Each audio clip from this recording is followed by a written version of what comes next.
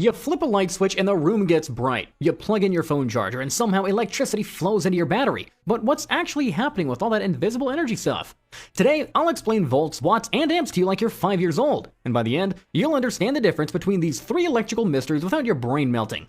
Think of electricity like water flowing through pipes in your house. This isn't a perfect comparison, but it's close enough to help you understand what's going on.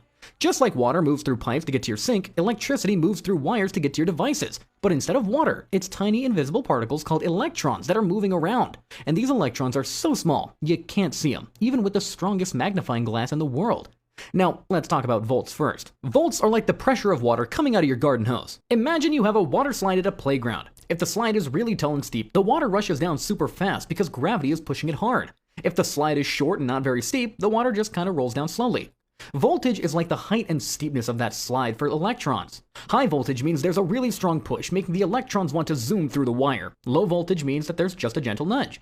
The electricity that comes to your house has a voltage of about 120 volts in most places. That's like having a pretty tall water slide for electrons. It's enough push to make them move through your wires and power your stuff, but it's not so much that it's dangerous if you're careful. Well, it can still be dangerous, so don't go sticking forks in electrical outlets. But it's not like a super high voltage power line that you see up on those tall towers, which do have thousands and thousands of volts. Your phone doesn't need a big push to charge its battery. It just needs a small, steady push. Now, let's talk about amps, which is short for amperes. If volts are like the pressure or push of water, then amps are like how much water is actually flowing through the pipe. You can have really high water pressure, but if you're trying to push that water through a tiny straw, not much water is actually going to come out. Or you could have low pressure but a really wide pipe and lots of water flows through. Amps measure how many of those tiny invisible electrons are actually moving through the wire at any given moment.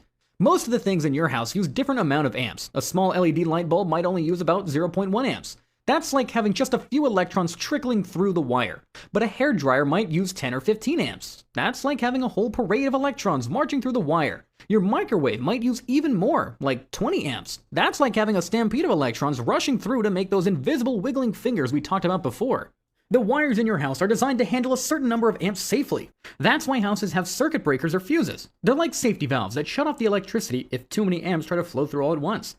Now, here's where it gets interesting. Watts are different from both volts and amps.